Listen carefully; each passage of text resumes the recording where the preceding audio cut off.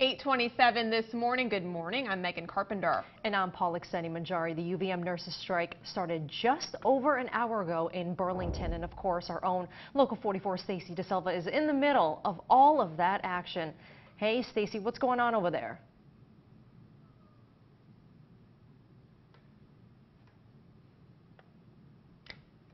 All right. Hello, Megan and Polixeni. We're here on East Ave at the nurses strike. I'm joined by Andrew Provost. He is a He is a nurse in the operating room. He's been a nurse for about 5 years. Andrew, tell me how you feel out here today. Well, nobody wants to be out here on strike. We feel like this is very disgusting what the hospital is making us do. We're disappointed. I was at negotiations last night, and the lack of movement on management's part is very frustrating. We have 170 nursing vacancies, and they still won't recognize that our pay and wages and compensation is well below what we should be getting.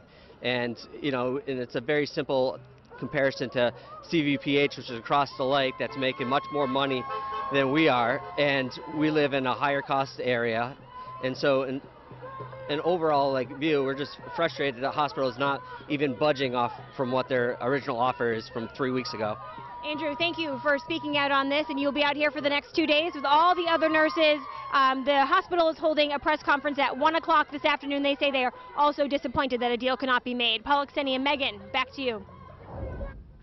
All right, we're tossing it over to Amanda now for a quick check of weather. Thanks, guys. Top temps today are in the upper 70s to low 80s. You'll find ample sunshine, but occasionally some clouds that are going to float through the sky overhead. All fair weather stuff, though. None of it bringing us rain. That's with a light north breeze.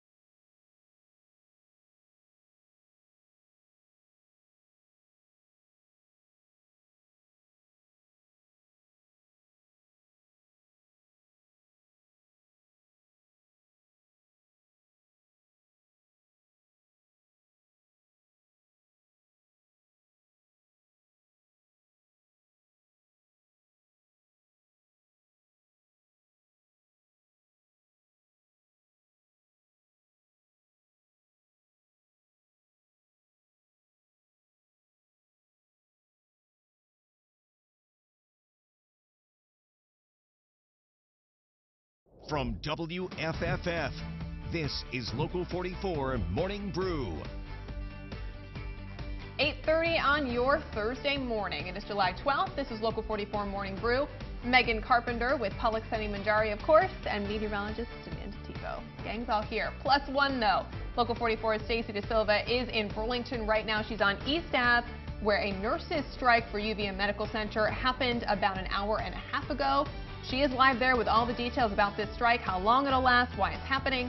She will be with us in just a couple of minutes. Before that, though, and with high tension between President Trump and our neighbors to the north, our region has seen a huge decrease in tourism from Canada. We'll tell you why next. And we're also going to tell you about the sunshine we've got going on today. Another beautiful day. I'm looking forward to it. Yeah. The sky won't be quite as blue as yesterday because there are going to be some clouds floating around, but they're fair weather clouds. Maybe they'll provide you with a little shade as we move towards the low 80s. Let's take it to the top of Whiteface. I just love this view this morning. We have seen moments where it looks almost overcast, and then we've seen other moments in the last few hours where it's just been blue horizon to horizon, wall to wall here. But we are dealing with a little bit of added cloud cover. We'll see the same thing tomorrow. Saturday, I think the clouds are going to win out. So I would pick the sun as the winner today and tomorrow. Saturday, clouds may spit at us a little bit too with a few showers, but it's not a washout of a weekend by any means. Temps this morning compared to yesterday, about 2 to even 10 degrees cooler than they were. Many of us started out the day in the 40s. Nobody's there now. Everybody has moved to the 50s and 60s as we are well on our way to about 80 degrees this afternoon. That puts us at 59 right now in Middlebury, 63 comfortable degrees in Burlington and in Messina. It's 2 degrees away from 70 in Montreal. We're in the mid-50s through the Northeast Kingdom, upper 50s to just about 60 degrees in the Upper Valley. Guys? Amanda, thank you. It is our top story of the day. We're going to get right to it. The nurses' strike at UVM Medical Center starting at 7 o'clock this morning, about an hour and a half ago. It continues through Saturday morning. That's right, and Local 44 Stacey DeSilva is live and near the hospital right now where the nurses are picketing. Hey, Stacey, how's it going over there? Hi, Pollock City and Megan. It is a lot of noise going on East Ave in Burlington. Hundreds of nurses are now on strike from the University of Vermont Medical Center. We're here on East Ave where some OR, pre-op nurses as well as pediatric nurses are holding down the fort here. I'm going to step aside. Let's take a look at what we're seeing here. You can hear lots of chants, some drums, lots of cars honking. I should mention I've also seen Democratic candidates for Governor James Ellers and Christine Hallquist here showing their solidarity. Nurses say they want fair wages, what they call fair wages. They want 22% wage increase over the next 3 years was their last offer last night. The union says the president of the University of Vermont Medical Center walked out of that bargaining session. The hospital has raised its offer to 14% increase over 3 years. The president says she is disappointed that a deal could not be made last night. The hospital is holding a press conference today at 1 to say their side of the story. As far as what patients should expect, about 600 contingency nurses are now in Vermont working at the hospital during this 2-day strike. Then these nurses do return to work on Saturday and negotiations begin again. Pollock, Senny, and Megan, certainly a big story for this community. We'll be following it all day today and until a deal is made. Back to you.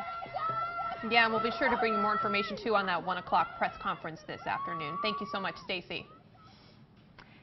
Around the nation this morning, they have nearly opposite political views, but 2 senators testified on Capitol Hill about the importance of paid family leave. Both with very different ideas on how it should work, but advocates hope this is a step towards a bipartisan solution. With more on that, Local 44's Jessica Smith. And her interest in this bill. Senators from both parties agree the U.S. needs to offer some sort of paid family leave. As a nation, we know that we can do better for our families. On Wednesday, a Senate Finance Subcommittee discussed ways to make sure workers can take paid time off to care for newborns or sick family members. We are the only industrialized country in the world that doesn't guarantee some form of paid leave. Republican Senator Joni Ernst is pushing a new plan with Senators Marco Rubio and Mike Lee that would allow people to collect Social Security benefits early in order to take paid parental leave. We're still working through the complexities, but I am hopeful we can craft a policy that will benefit most families and those who need it the most. While Democratic lawmakers like Senator Sherrod Brown are pleased Republicans want to create a paid family leave program, they say dipping into retirement funds early is not the way to do it. It's robbing from your retirement to be able to care for loved ones now. Democratic Senator Kristen Gillibrand has introduced a separate bill called the Family Act that would raise payroll taxes to cover about 66% of wages for 12 weeks. About $2 a week on average for all employees. That is not a great deal of money to know that if your mother is dying, that you can be by her side, or you have a new infant or special needs child, that you can be there. There is no bipartisan legislation yet, but advocacy groups say the idea of paid leave is gaining momentum, and they're encouraged by the 2 proposals. In Washington, I'm Jessica Smith.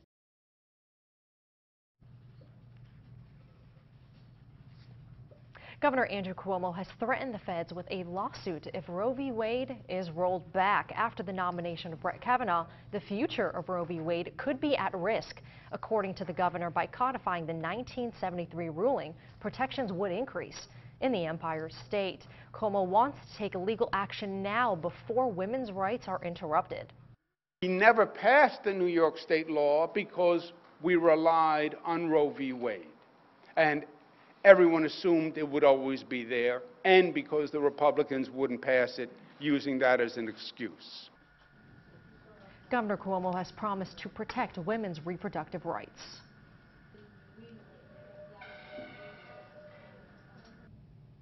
A group of Parkland, Florida shooting survivors sues Broward County, specifically the Sheriff's Office and public schools. The federal civil rights lawsuit claims they failed to protect students during the February 14th shooting. As a result of that shooting, 17 people were killed, 17 others wounded. 15 current students, recent grads, and their parents filed the suit, and others may join in. Their attorney says officials and officers made decisions that cost lives. But the law enforcement choked. And this lawsuit The goal of this lawsuit is to ensure that this never happens again. The Broward County Sheriff's Office said they refused to comment on pending litigation. Former school resource deputy Scott Peterson is accused of taking cover instead of trying to stop that shooting. Senators from both sides say they are frustrated with the lack of action in Congress when it comes to reuniting families that are separated at the border. An Illinois Democrat and a Texas Republican are ready to step in and speed the process along. With more from Washington, D.C., Anna Warnicki. This is an outrage. Illinois Democrat Dick Durbin says dozens of migrant children under 5 years old are still separated from their parents. The Trump administration continues to try to shift the blame for this humanitarian crisis. The Trump administration has already failed to meet a Tuesday court-ordered deadline to reunite the youngest children with their families. We still don't know the fate of thousands of other children who are supposed to be reunited in just a few days. Durbin says Congress must take action to protect the migrant families. Texas Republican Senator John Cornyn says he's introduced a bill to do just that. I'm disappointed we haven't already passed that. But so far, Cornyn says his Keep Families Together and Enforce the Law Act doesn't have the votes to pass. It's very frustrating around here when people agree that families should not be separated, that we can't pass a piece of legislation which guarantees that. Cornyn's bill would allow the government to hold the families together until their hearing, which Democrats oppose. It would also hire new immigration judges, which the Trump administration says is a non-starter. It's a real bureaucratic nightmare, unfortunately. Doris Meisner, the former commissioner of the U.S. Immigration and Naturalization Service, says the flood of arrests at the border has simply overwhelmed the immigration system. The parents were put on one legal track, the children on another legal track, and the records that go with them were separated. Meisner says she's not sure congressional action will help if the president continues to insist on his policy of zero-tolerance enforcement. In Washington, I'm Anna Warnicki. Around the region this morning, a daughter is speaking out after her parents were detained by ICE last week. Margarito and Concepcion Silva were visiting their pregnant daughter and son-in-law in Fort Drum when they were detained. The Brooklyn couple acknowledges their status as illegal immigrants, but both have valid New York City IDs. They've been able to visit the military base with no issues before. However, they were stopped on their trip on the 4th of July. My family and I are devastated by what happened to my parents. My parents are both ill and in need of a lot of medical attention. A no criminal record and a GoFundMe page has been set up for the couple, which has raised over $10,000 in the last 4 days. Consumer Matters Canadian tourism down this year, and it's been slightly noticeable in 2 Vermont cities, Burlington and also Stowe. Local 44's Mike Hoey tells us why this is happening.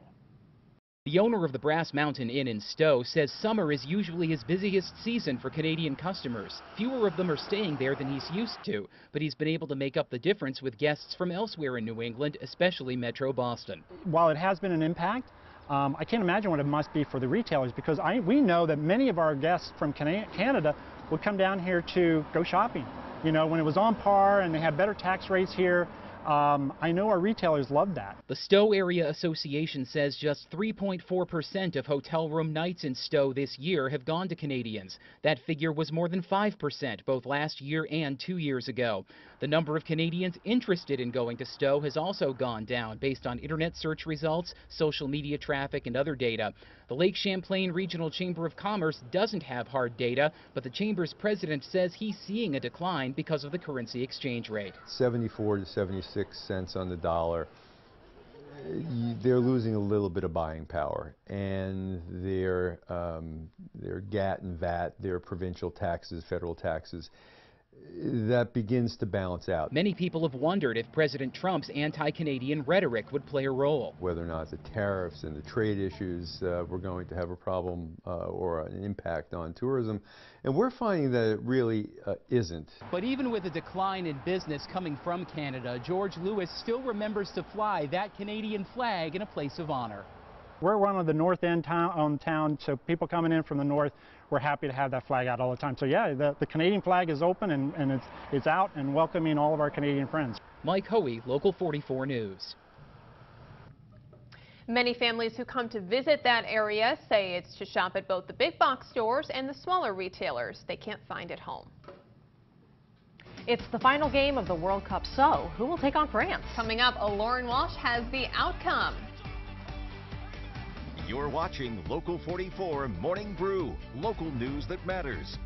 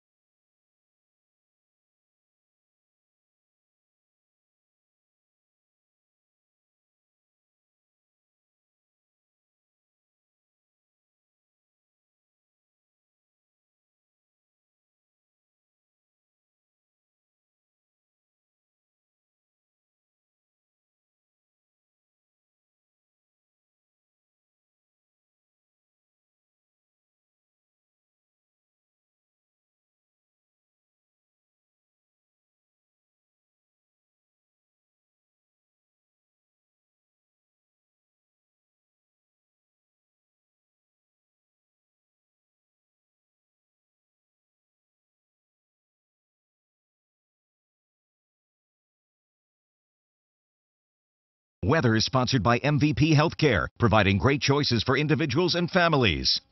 Now, meteorologist Amanda Tebow with your Sky Tracker forecast. 8:44 this morning. Temperatures are in the 50s and 60s as you're getting ready to step out the door and enjoy the fabulous weather that we have in place. It is 65 degrees in Plattsburgh, 63 in Burlington, Montpelier, 10 degrees cooler than that. We're also in the low to mid 50s in and around St. Jay in the Passumpsic River Valley, 59 in Lebanon, 58 degrees in Rutland, 62 in Bennington. High pressure, easygoing weather for us today, but actually the front that moved through earlier this week, it's been helping us out. It stalled out just off to our south and east and has been helping steer what is now Tropical Storm Chris away from us and offshore, and it's starting to now kind of take on this calm ahead appearance, which is more characteristic of a mid-latitude low as opposed to a tropical system. So tropical, it feeds on warm air, has a warm core, whereas these mid-latitude lows generally have a cold core system. So we'll see some sort of transition, I think, today, if not maybe tonight, into an extratropical system, and there will be no longer any advisories issued from the National Hurricane Center. But of course, as of this morning, still a tropical storm, about 300 or so miles east-southeast of Halifax, Nova Scotia. Let's take it closer to home then. We've got a mostly to partly sunny day on tap. A few clouds this morning.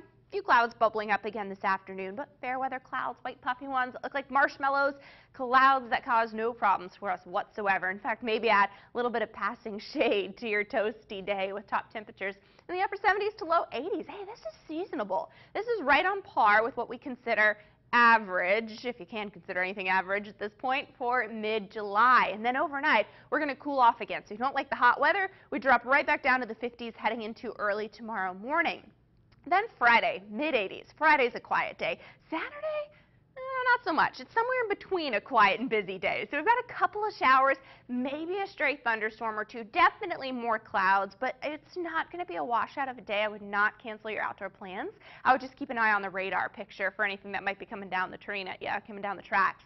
For Tuesday of next week, though, that front does not fizzle out, so it does provide a big chance for downpours and 1 inch or more rainfall totals, tapping into some tropical moisture. And we're going to be cheering on that front big time because, yes, we need the rain, but also we're going to need heat relief by that point. We're in the upper 80s to low 90s. That tropical moisture is a whole lot of humidity, especially on Monday. It's going to be a steamy, sticky day, so the rain be nice to have around.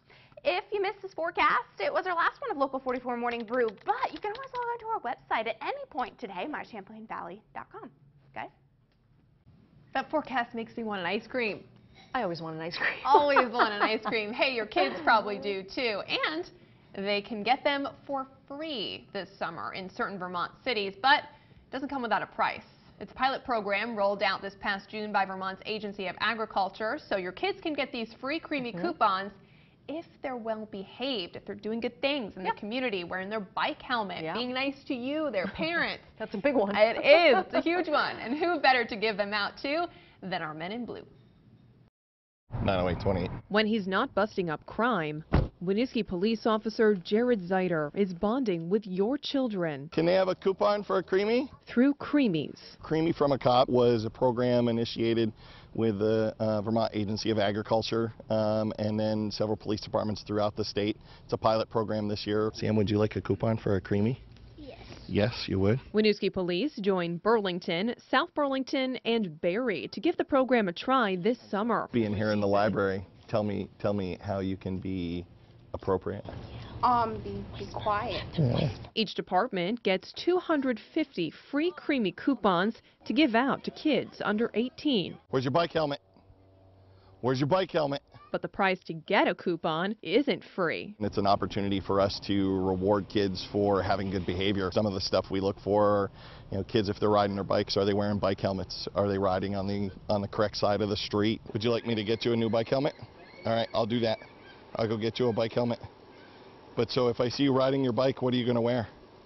Helmet. All right. Bonding with law enforcement and appreciating Vermont dairy. Are they good? It's something Scott Waterman with the Vermont Agency of Agriculture says Vermont's kids need more of. Dairy is an important part of our community as well as law enforcement. If we can provide a positive experience for both, that's a win-win. There are two places in Winooski where your kids can cash in one of these Creamy from a Cop coupons. One is Scout and Company down by the Circle. The other right here at Chicks Market. That's where Pam Wiesna comes in. And I'm all about kids. She's owned this place for 19 years. Especially when some of them come in and their friends have money and they don't, but now that they both get the coupon, they both get it. I really appreciate the officers. They're very good and they're very respected. Would you guys like a Creamy? For Officer Zeiter, knowing he's a bright spot in a child's day Hi guys. is a day well spent. Saw some kids that were up at the park playing kickball, so I got out and played kickball with them. Oftentimes they see us in the bad times, but we want to be there promoting the good times. Megan Carpenter, Local 44 News. Do you need a helmet? I'll bring you a helmet. Winooski. Every kid in Winooski is going to have a helmet. What's the kid age limit? 18. It's 18. No. You can't get them. I'm sorry. I can't. I tried. Though. We tried. Scott Waterman tells me the money for this pilot came from the Vermont Dairy Promotions Council, which is made up of dairy farmers that we see out and about every day in our community. Each coupon worth $2, which the Agency of Ag reimburses to each participating business. Now, if you want to find the closest place to you where these coupons are accepted, just log on to our website, mychamplainvalley.com. For your kids, though? Yeah. Only for your kids. Just a reminder, unfortunately. Not for you. Sorry about that.